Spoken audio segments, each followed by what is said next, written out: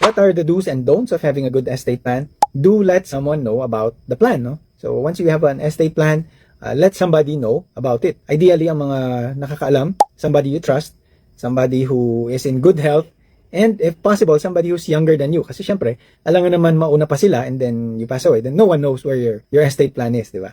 Secondly, do keep your files and copies in a safe place. Make sure that your estate plan is in a safe and secure place. Hindi lang yung nakakalat and then, saan ko nga ba nalagay yun? Nandyan lang sa table, nasa drawer lang, di ba? Among your other papers. Maybe put it in a safety deposit box or make a scan of it online and then there are mechanisms to make sure that when something happens, marirelease ito. You can also feel free to talk to a trusted accountant or trusted lawyer or trusted friend to hold on to your estate plan and to execute it when the time comes.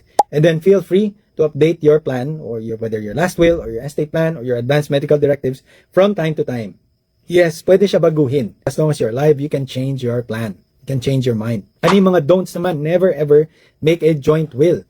Alala ko po before, tinanong ako nung nanay ko. Sabi nung nanay ko nung mag-abroad sila, sabi, very dramatic pa, di ba? O anak ha, in case something happens, nandito yung joint will namin ng daddy mo. Andito sa lugar na to yung joint will namin. Bawal po yun sa batas. Ba't hindi niyo ako tinanong? Sana tinanong niyo muna ako before. Siyempre, anak nila, abogado, hindi nila tinanong. Pero it happens. Sabi ko, sayang lang po yun kasi baliwala yung joint will. Ganun ba? Sabi nila. And then, don't make it inalienable. Don't make a disposition inalienable for more than 20 years. Meron po kasing pwede mo ibigay with a condition na hindi ito ibebenta, di ba? For a certain number of years. Pero, that would be unfair naman to the person. Siguro parang pwede sabihin, itong commercial building natin, o paupahan natin, hindi ibebenta maybe until 20 years from now. Because probably dun makakatapos lahat. Ensure na in case merong mga bumagsak o meron gusto mag-higher degree like law or medicine, then there's still a steady source of income. Kasi pag nabenta yan, hati-hatiin, and then after that, that's it. Maybe after 20 years, pwede na ibenta. But wag naman sabihin, never nyo ibebenta. Kasi kawawa naman yung heirs. They will be bound by that. And while they can question it, it will just add more complications sa kanila.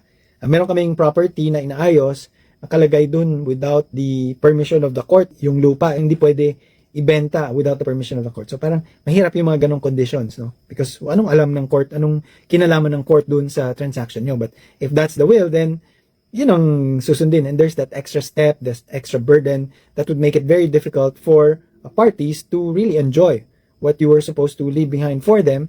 That is supposed to be a blessing. It now becomes a burden for them. And also, don't give to a witness to your will. Kung gagawa tayo ng last will and testament, huwag nyo sila gagawing beneficiary. Otherwise, the will might be invalidated during the probate.